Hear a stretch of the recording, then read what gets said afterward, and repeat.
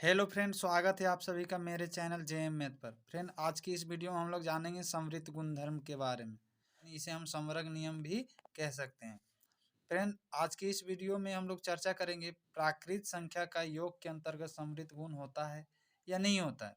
इसी प्रकार से पूर्ण संख्या का योग के अंतर्गत समृद्ध गुण होगा या नहीं होगा। इस तरह से पूर्णांक का योग के अंतर्गत समृद्ध गुण होगा कि नहीं होगा। फ्रेंड, सबसे पहला डाउट तो लोगों का यही होता है कि समृद्ध गुणधर्म आखिर होता क्या है।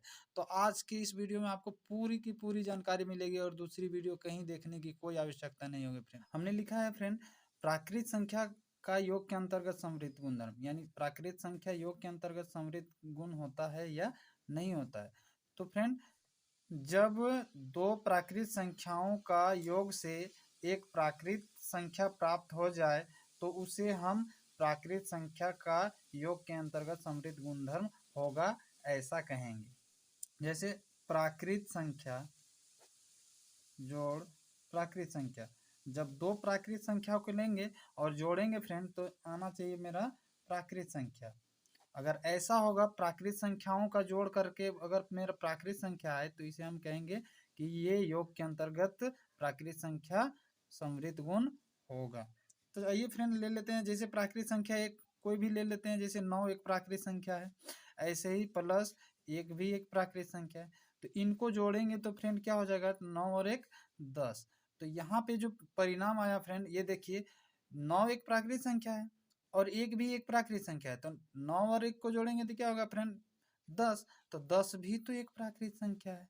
इसका मतलब ये हुआ कि प्राकृत संख्या को जोड़ करके देखे तो क्या मेरा प्राप्त हुआ, प्राकृत संख्या। तो इसे हम कहेंगे, तब इसका मतलब क्या हो गया फ्रेंड कि प्राकृत संख्या योग के अंतर्गत समृद्ध गुण होगा। तो फ्रेंड, एक ही उदाहरण से हम ऐसे नहीं कह सकते हैं कि होगा या नहीं होगा, तो हम अन्य उदाहरण भी लेकर के देखते हैं। जैसे फ्रेंड, इस बार हम लेते हैं एक को पहले लिखते हैं, 1 जोड़ 9 करते हैं तो क्या हो जाएगा, 1 और 9 10। अभी भी क्या हो रहा है फ्रेंड, प्राकृत संख्याएं दो ले, प्राकृत संख्याओं का योग किए तो क्या आया फ्रेंड, प्राकृत संख्या आया, यानी कि क्या हो गया, प्राकृत संख्या योग के अंतर्गत समृद्ध गुण हुआ। ऐसे ही और भी एग्जांपल्स ले लेते हैं, जैसे 2 जोड़ 3, 2 भी एक प्राकृत संख्या है और 3 भी एक प्राकृत संख्या है। तो इन दोनों का जब जोड़े फ्रेंड तो क्या हो जाएगा, 3 2 5। तो प्राकृत संख्याओं का योग करने पे क्या आया फ्रेंड, ये प्राकृत संख्या है, ये प्राकृत प्राप्त हुआ। 5 क्या है फ्रेंड, प्राकृत है ना। तो ये प्राकृत संख्या प्राप्त हो गया, तो इसे हम कहेंगे, इसका मतलब क्या हो गया, 2 4 उदाहरण लेकर के ऐसे ही और भी चेक कर सकते हैं। तो ये क्या हो गया कि ये प्राकृत संख्या योग के अंतर्गत, इसका मतलब समृद्ध गुण होगा। ऐसे ही फ्रेंड, अब हम लोग जानते हैं पूर्ण संख्या का योग के अंतर्गत समृद्ध गुण होता है या नहीं होता है। तो जैसे हमने कहा कि जब दो प्राकृत संख्याओं का के योग से एक प्राकृत संख्या प्राप्त हो जाएगा तो उसे हम प्राकृत संख्या का योग के अंतर्गत समृद्ध गुणधर्म होगा ऐसा कहेंगे। तो ठीक इसी प्रकार से हम यहाँ पे भी कहेंगे फ्रेंड, पूर्ण संख्या को पूर्ण संख्या के साथ जोड़ेंगे, पूर्ण संख्या प्लस पूर्ण संख्या, इनका योग करेंगे तो फ्रेंड क्या हो जाएगा, अगर पूर्ण संख्या आएगा, अगर आएगा तभी कहेंगे हम लोग फ्रेंड कि वह पूर्ण संख्या योग के अंतर्गत समृद्ध गुण होगा, अन्यथा हम नहीं कहेंगे। तो पूर्ण संख्या ले लेते हैं, 6 जोड़ 0, 6 भी पूर्ण संख्या है और 0 भी पूर्ण संख्या है। तो जोड़ेंगे तो क्या हो जाएगा फ्रेंड, 6 और 0 6।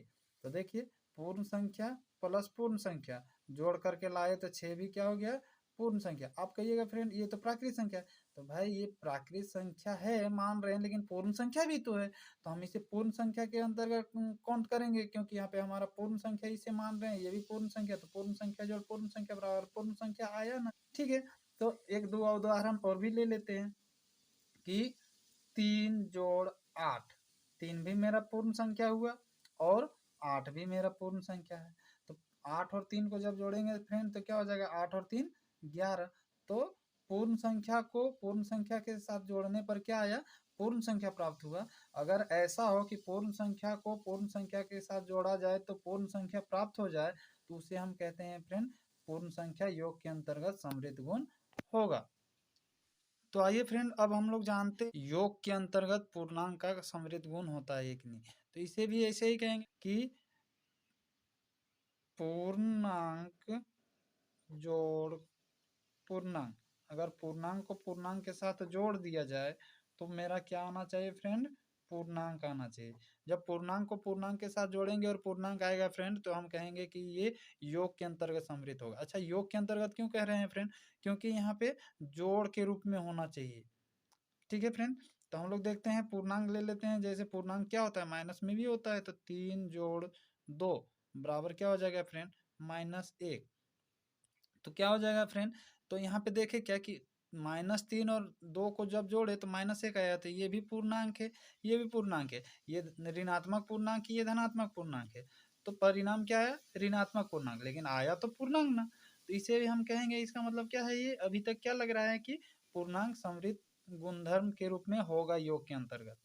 तो आइए और एक दो एग्जाम्पल लेकर के देखते हैं हम लोग। जैसे 5 जोड़ 10 बराबर क्या हो जाएगा, तो 5 क्या है, एक पूर्णांक है, दोनों ही धनात्मक पूर्णांक है इस बार। तो 5 और 10 को जब जोड़ेंगे तो क्या हो जाएगा फ्रेंड, 5 और 10 को जोड़ेंगे तो 5 और 10 15। तो इस प्रकार से क्या हो रहा है फ्रेंड, कि हमने एक दो को उदाहरण ऐसे ही अपने से लेकर के चेक करना है, और पता चले कि पूर्णांक का योग करेंगे तो क्या आना चाहिए। अगर पूर्णांक आ रहा है तो इसका मतलब क्या हो रहा है, ये पूर्णांक आया और ये भी पूर्णांक आया। इसका मतलब क्या हो गया फ्रेंड, कि ये पूर्णांक जो है योग के अंतर्गत समृद्ध गुण होता है। तो फ्रेंड इसी प्रकार अब हम लोग जानते हैं गुणन के अंतर्गत समृद्ध गुणधर्म। अभी हमने देखा योग के अंतर्गत समृद्ध गुणधर्म, ऐसे ही गुणन के अंतर्गत समृद्ध गुणधर्म देखेंगे फ्रेंड। और किसका देखेंगे, सबसे पहले पूर्ण संख्या का देखेंगे, फिर प्राकृत संख्या का देखेंगे, फिर पूर्णांक का देखेंगे, ऐसे ही हम लोग देखते चलेंगे। तो क्या होगा, पूर्ण संख्या का योग के अंतर्गत देख लिए हम लोग, समृद्ध गुणधर्म होता है। अब हम लोग देखते हैं गुणन के अंतर्गत होता है या नहीं होता है। तो पूर्ण संख्या को जब पूर्ण संख्या के साथ गुना करेंगे फ्रेंड, और मेरा आ जाए अगर पूर्ण संख्या, तो हम कहेंगे कि पूर्ण संख्या जो है वो गुणन के अंतर्गत समृद्ध गुणधर्म होता है। तो चलिए एक दो चार एग्जांपल लेकर के देखते हैं। जैसे 4 × 3, 4 भी एक पूर्ण संख्या है और 3 भी एक पूर्ण संख्या है। तो जब इन दोनों का गुना करेंगे तो 4 × 3 क्या हो जाएगा फ्रेंड, 12। तो 12 क्या है, एक पूर्ण संख्या है। इसका मतलब हो गया क्या, अभी के एक ही उदाहरण से हम लोग ऐसा नहीं कह सकते हैं कि गुणन के अंतर्गत होगा कि नहीं होगा। तो हम उल्टा पलटा सभी तरह का हम लोग लेकर के देखेंगे। तो चलिए फ्रेंड आगे लेते हैं, 5 × 0। 5 भी एक पूर्ण संख्या है और 0 भी एक पूर्ण संख्या है। तो जब इसका गुना करेंगे तो क्या हो जाएगा फ्रेंड, 5 0 हैं 0। तो पूर्ण का जब गुना किए तो क्या आया फ्रेंड, ये भी पूर्ण है। 0 तो पूर्ण संख्या है, तो पूर्ण गुने पूर्ण बराबर क्या आया, पूर्ण। तो इस प्रकार से ढेर सारा अगर कर लेंगे, और भी अपने से भी ले सकते हैं, और ऐसे करेंगे तो क्या हो जाएगा फ्रेंड, ये समृद्ध गुणधर्म होगा, ये गुणन के अंतर्गत। कौन, पूर्ण संख्या। इसी प्रकार आइए फ्रेंड अब हम लोग देखते हैं प्राकृत संख्या का गुणन के अंतर्गत समृद्ध होता है या नहीं होता। तो क्या हो जाएगा, प्राकृत को जब प्राकृत के साथ गुना करेंगे, प्राकृत का प्राकृत के साथ अगर गुना करेंगे और मेरा प्राकृत संख्या प्राप्त हो जाए, तो हम कहेंगे फ्रेंड कि ये गुणन के अंतर्गत समृद्ध गुण होगा। जैसे उदाहरण ले लेते हैं, 1 × 3 बराबर क्या हो जाएगा, तो 3 × 1 = 3। इस प्रकार से अगर उल्टा करके लेते हैं, 3 × 1 बराबर भी होता है 3। तो प्राकृत को प्राकृत के साथ गुना करने से प्राकृत ही आ रहा है। और भी लेकर के चेक कर सकते हैं आप, 6 × 8 बराबर क्या हो जाएगा, 6 × 8 = 48। क्या हो जाएगा फ्रेंड, 6 × 8 = 48। तो क्या हो रहा है, तो प्राकृत को प्राकृत, यहाँ पे भी प्राकृत है, यहाँ भी प्राकृत है, प्राकृत को प्राकृत के साथ गुना किए तो क्या हो गया, प्राकृत आया। इसका मतलब क्या हो गया कि ये प्राकृत जो है वो गुना के अंतर्गत भी समृद्ध गुणधर्म होगा। हमने देखा योग के अंतर्गत प्राकृत समृद्ध हो रहा था, गुना के अंतर्गत होगा। तो ऐसे ही फ्रेंड हम लोग प्राकृत का किए, वैसे ही कर सकते हैं पूर्णांक का अपने से। ठीक है फ्रेंड, आइए फ्रेंड अब हम जानते हैं भाग के अंतर्गत समृद्ध गुणधर्म किनका फ्रेंड। तो सबसे पहले जानते हैं प्राकृत का। तो आई होप आप लोग इतने अगर लंबे समय तक वीडियो में बने हुए हैं तो आप लोग को अब आसानी के साथ समझ में आएगी कि क्या है और क्या नहीं है। तो इसका कहने का अर्थ ये है कि भाग के अंतर्गत समृद्ध गुणधर्म, यानी कि जब प्राकृत को प्राकृत के साथ भागा देंगे, भाग करेंगे, प्राकृत भागा प्राकृत करेंगे, तो अगर मेरा प्राकृत आएगा आएगा तो ही मेरा होगा भाग के अंतर्गत समृद्ध गुणधर्म। अन्यथा अगर ना आए तो हम कहेंगे कि ये समृद्ध गुणधर्म नहीं है। तो चलिए एक उदाहरण लेकर के देखते हैं। जैसे एक प्राकृत संख्या लेते हैं 6/2। जब इसका भाग करेंगे तो 6/2 क्या हो जाएगा, 2×3 = 6, तो 3 बार में हो रहा है भागा। तो इसका मतलब क्या हो गया, ये प्राकृत लिए प्राकृत का भागा किए प्राकृत से, तो हो गया मेरा प्राकृत। लेकिन एक ही उदाहरण से हम ऐसे नहीं कहेंगे फ्रेंड, आइए एक आध और उदाहरण लेकर के देखते हैं। अन्यथा आप एक उदाहरण से कहने पर तो आपको प्राकृत नजर आएगा, लेकिन अगर एक भी ऐसा उदाहरण निकल के आ गया जिसमें प्राकृत भागा प्राकृत करने पर प्राकृत नहीं आया, तो हमारा क्या कहलाएगा, भाग के अंतर्गत समृद्ध गुणधर्म नहीं होगा, ऐसा कहलाएगा अगर एक भी जगह पे मिला तो। आइए फ्रेंड हम लोग देखते हैं और भी उदाहरण, जैसे 5/3। अब 5 को भागा देंगे 3 से, तो ऐसा तो भागा जानते नहीं है, तो 5/3 को हम कह सकते हैं 5/3, बटा के रूप में लिख दिए, अंश बटे हर के रूप में लिख दिए। तो ये क्या हो गया फ्रेंड, 5/3 तो प्राकृत नहीं है, प्राकृत में तो मेरा 1 2 3 4 गिनती आता है, 5/3 हम लोग गिनते हैं कहीं गिनती पे नहीं। तो ये क्या है, इसका मतलब ये है मेरा परिमेय संख्या। अब हमको लाना क्या था फ्रेंड, प्राकृत संख्या को भागा दे करके प्राकृत लाना था, लेकिन मेरा क्या आया फ्रेंड, परिमेय संख्या आया। तो इसका मतलब क्या हो गया, भाग के अंतर्गत प्राकृत संख्या समृद्ध नहीं है। इसी प्रकार से फ्रेंड प्राकृत संख्या का देखें तो आप चेक कर सकते हैं पूर्ण संख्या का। तो भाग के अंतर्गत मैं बता दूं कि भाग के अंतर्गत किसी का समृद्ध गुणधर्म नहीं होगा, केवल गुणन के अंतर्गत समृद्ध गुणधर्म होता है और योग के अंतर्गत सभी का समृद्ध गुणधर्म होता है। भाग के अंतर्गत समृद्ध गुणधर्म नहीं होता है फ्रेंड, और न ही व्यकलन के अंतर्गत होता है। व्यकलन के अंतर्गत समृद्ध गुणधर्म को जरा अच्छा चेक कर लेते हैं। व्यकलन के अंतर्गत समृद्ध गुणधर्म को, तो इस बार ले लेते हैं फ्रेंड हम लोग, किसको ले लेते हैं, व्यकलन के अंतर्गत समृद्ध गुणधर्म को लेते हैं। चलिए ले लेते हैं, पूर्ण संख्या का चेक करते हैं। पूर्ण संख्या का व्यकलन के अंतर्गत समृद्ध गुणधर्म को चेक करते हैं।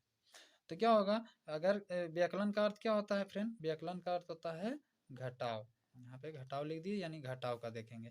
तो पूर्ण संख्या माइनस पूर्ण संख्या, अगर पूर्ण संख्या को पूर्ण संख्या के साथ घटाएंगे फ्रेंड, तो आना चाहिए मेरा क्या, पूर्ण संख्या।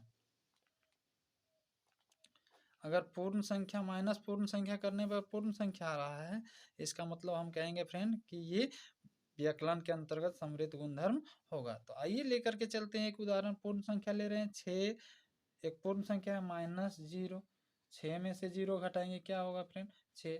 तो 6 भी मेरा पूर्ण संख्या है और 0 भी मेरा पूर्ण संख्या है, तो पूर्ण को पूर्ण के साथ घटाए तो क्या हुआ फ्रेंड, पूर्ण आया। इसका मतलब क्या होगा कि ये पूर्ण संख्या के अंतर्गत व्यकलन के अंतर्गत समृद्ध गुणधर्म होगा। लेकिन एक ही उदाहरण से हम नहीं कह सकते हैं, और भी उदाहरण लेकर के देखते हैं। तो जरा इसे हम आगे लिख देते हैं, 0 - 6 बराबर क्या हो जाएगा, तो 0 में तो 6 घटेगा नहीं, तो 6 में से 0 घटाना होगा, तो 6 में 0 घटाएंगे तो क्या होगा फ्रेंड, 6 बचेगा।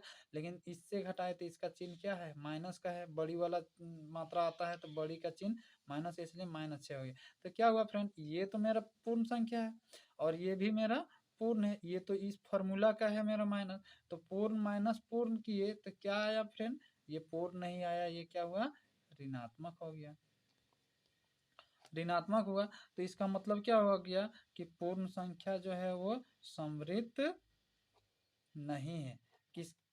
किस में नहीं है, तो घटाव में नहीं है, घटाव में समृद्ध नहीं है।